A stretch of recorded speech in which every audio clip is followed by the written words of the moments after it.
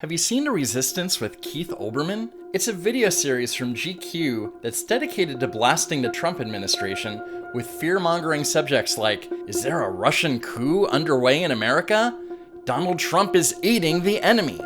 Life in Trump's America just got worse for your pet. Trump is going to kill your pets and everyone you care about!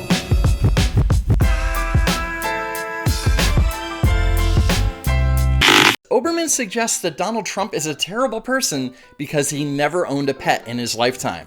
One of the co-authors of one of his books told me he never remembered hearing Trump so much as mention having a pet as a kid or as an adult. Google this yourself. There's nothing, no evidence Trump has ever loved an animal. Now, owning an animal and loving an animal are two very different things. You can love an animal even if it's not yours. For example, I love my dad's cat Dixie. So soft.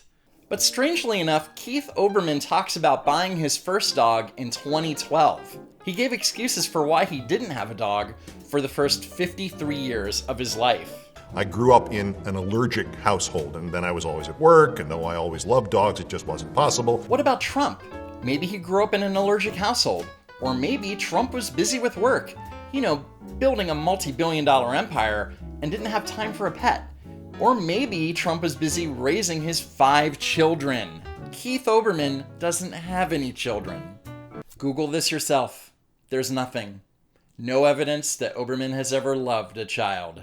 But seriously, there's no scientific proof that owning a pet makes you a better person. Case in point, in the years before Keith Olbermann ever owned a pet, he got fired from ESPN, fired from Fox Sports Net, his contract was terminated at MSNBC, and he was fired from Current TV by Al Gore. You have to be a real shithead to be fired by a Nobel Peace Prize winner. He also had an infamous reputation of being an asshole to his fellow coworkers. In the book, Those Guys Have All the Fun Inside the World of ESPN, Keith Olbermann's Sportsnet co-anchor Susie Kolber said, Keith was an unhappy person. He made a lot of people unhappy around him. ESPN chairman Herb Granith said, I was enraged by Olbermann. Guys like that just piss me off, because there's no loyalty. It's just me.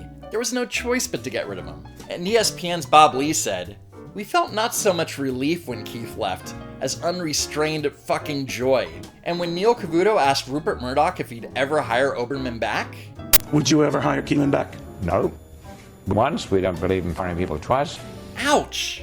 In the 4+ years Keith Olbermann has owned a pet, he was hired for a second time by ESPN and suspended due to a Twitter war with Penn State University, where he called PSU students pitiful because they're PSU students. And soon after, he was let go again from ESPN. So no, loving a pet doesn't really make a difference in making you a better person. Anyway, Keith Olbermann's reputation of being an unhappy piece of crap at work isn't the point of this video.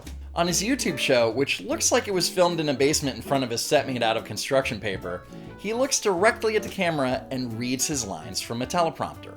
For those of you unfamiliar with the technology, a teleprompter allows someone to look right into the camera and read a script at the same time, which is how Keith Olbermann can look directly into a camera for 5 minutes and read a script. So, if Keith Olbermann is reading off a teleprompter, why is there paper on his desk?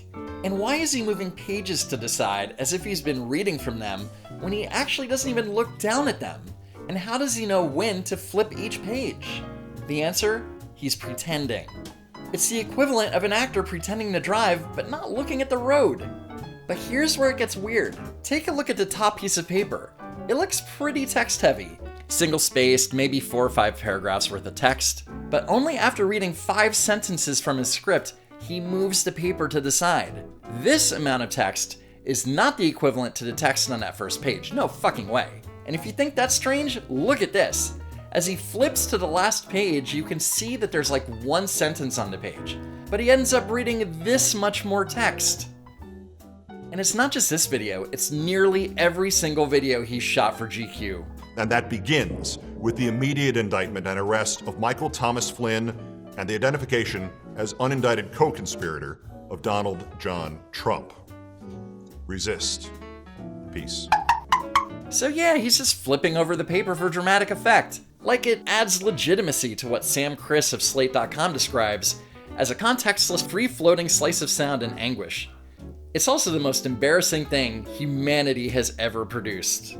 All I know is Keith Olbermann better be really nice to the staff at GQ. Otherwise, the only platform where he'll be able to rail against Trump will be from a subway platform. President Donald Trump. Trump. He is not a president. He lost the Popular vote.